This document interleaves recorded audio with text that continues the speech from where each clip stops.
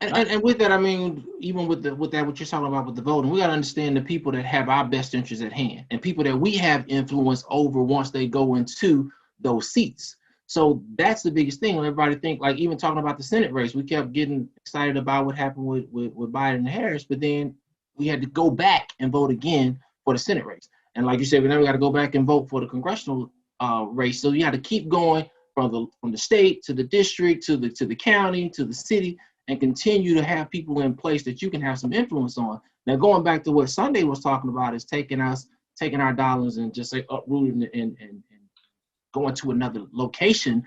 Problem with that is we still got to have a certain culture that we develop as people. Because you can take all of us and go drop us off in the middle of Alaska, Hawaii, Europe, Africa, whatever it may be. If there's not a plan in place, then we're still just kind of running through like a hamster on a spinning wheel because they don't have a plan. So even in what Jared was saying about the economic impact that we have, yeah, okay, we can say, well, we're not going to support other ethnicities when they come into our community, but we still have to have a plan in place to do that. Check this out. The plan for the Jewish people, you did, for the Jewish people, who we gave them a country. When the Jewish people got pissed off like we did, they gave them a country, and that country is called Israel. They gave it to them. They weren't supposed to go to Israel, what Israel is today. Go back and look at the 12-point plan, the Churchill. Go back and look at all of that. They got together, all the allies, they got together, and they said, okay, these Jews, they've been, mistreated. We're sorry. Everybody screwed over the Jews. God bless them. They gave them a country. And now it's the superpower. They got nukes. They ain't giving that to black folk. And we talking about, no. We don't need to vote. We don't need to do none of that. We need to leave. Okay, well, tell me the country with that. Tell me where we gonna go Sunday. Tell me the country. They don't want us there. It ain't gonna never be out. Where do they want us? Exactly. Tell me the country where we can go, and they're gonna say this is yours. Honestly, that's got to be the step, though. I mean, I don't have that answer. You're totally 100% right. We do. Let me say. Hold on. I gotta say this real quick. Let me say this real quick. Go ahead, Z. Let me say this real quick. When you talk about the plan, how they did with the Israel, the 12-point plan. Okay, let's go back from a historical standpoint. People might not know about what Sherman set down for the special order number 15. That was a plan where he sat down with 20 of our black leaders and pastors and said, hey, this is what's going to happen. We're going to put you guys in a position to where we're going to give you, I think it was 400,000 acres of land. 40 Yeah, that's where that comes from. So in sitting down and having that conversation and say, okay, it's going to be certain parts of this country that we're going to give to you. But again, with that, they reneged on that as well. So my question to you is like, okay, well, where can they send us? Where can they send? I don't even know what the number would be of us that would load up and say we're out of here, and go in and have an impact on another part of a country that would say, okay, hey, this is yours. Here you go. Take residency here. Because right now, the four of us could go over to Asia, anywhere, China, Japan, wherever it may be, and set up shop and get no patronage. Absolutely. And here's the deal. They have opened the gates. They have opened the gates in Gambia about two or 3 years ago, maybe 2 years ago, and they're allowing us to repatriate to our ancestral lineage in Gambia. Right. We should do a show on that, because I'm sure many people would like to know about that, because I know when the ex-president was in there, we were Googling best places outside the United States for African Americans, for blacks. New Zealand came up as one of the spots, believe it or not. But it is 100.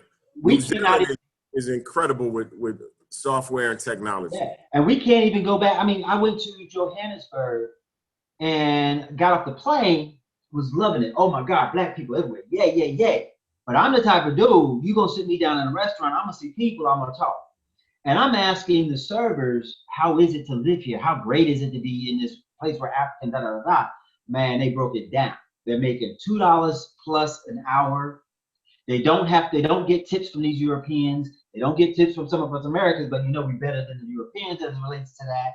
And they're living in huts. They said they make up 85% of the country, but only own 15% of the land. And that's Africa. We're driving around with a taxi driver, so of course I'm gonna talk to that brother too, and he's showing me where a school in the middle of the city has a gate around it, and it's all white school. And I'm like, whoa, what's going on? Where are we? To your point, where are we, or where can we be? And I'm thinking, like Z said, if we built this is ours, and we just got to step up to make it ours and do what we got to do. I would sell my equity in this country in a minute. America, thank you and goodbye. You know what I'm saying? It ain't gonna never be ours. It ain't gonna never be ours. And here's the thing. People in Africa, hold on. People in Africa, right? We talk about, Africa and, how it looked and everything. And yeah, it's some freaking horrible parts. But check it out. They learned from their oppressor. They didn't just gather that information and treat their country like that and treat their government like that. They got screwed over by the Germans. They got screwed over by Britain. They got screwed over by what's the freaking Leopold, King Leopold, and screwed them over in Spain and all of these countries. And they divided it up. And that's what they got. And they pissed over everything.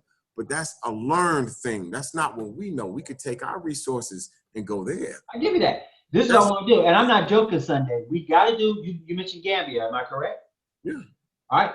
We got to do some research and bring these back to our followers and to our people to really enlighten them about that. Because, I hate when we got information as a people that we keep it to ourselves. So let's do a show on that. Let's do some research, talk about Gambia, and talk about how that is a possibility for us. There are many of us who believe it's time to go. I give you that. I'm not one of them, but I give you that. I'm gonna close with this. I had a meeting with the leadership of Gambia. So I understand everything that Sunday is talking about. I literally went over to Gambia, rode a 2-hour bus in the dirt to get over to this fortress that they took me over to. Now, everything I saw up until that fortress was poverty. And so with that and having the conversations, the resources were not being spread and dispersed to help those who needed the help. So it's the same mentality. So I go back to the point of, it's not so much about the land, it's the culture. So we have to establish a different psyche, a different mindset of how the things will be done before we can up and say move anywhere. Wait, Sunday, before you jump in, let me just say this one thing. I promise. Go ahead. But hold on, let me say this first, because I know you're gonna kick me on my chair. Let me just say this first. To Z's point, we are here. We are in America. We built it. So some might say it ain't ours. Okay, I understand why, but I'm gonna say it's mine because I'm gonna get mine because I have no other choice but to get mine for my family, for my friends. This is mine. Now it might be run by some crazy folks sometimes. Okay, we ain't changing that. But equally, certain parts of Africa are run by some crazy folks. That's just reality, bro. So this is mine right now. Now listen. Go ahead, bro. The crazy people running things in Africa. The crazy people running things in Africa, and the crazy people, or the money hold up in Africa from the government. That is why cryptocurrency is so important, because it's DeFi. It's decentralized. It's decentralized. There's no bank involved. There's no government involved. You make as much or as less as you want to. Screw that government. Now they come shoot your guns. I'm with you. But when I asked you about crypto, bro, you didn't share the knowledge. You told me to Google. We Googled. Did you Google it? What did you do? We're gonna have a conversation on this show about cryptocurrency, and you're gonna keep it real with us. You didn't Google it. We did Google. It was no success. Powerful stuff, man. Y'all got to tune in next time. This thing is getting heated in here. I know y'all know it. Y'all got to tune in, man, because when men talk, you might want to listen. Leave America. This is a man's world. But it would be nothing.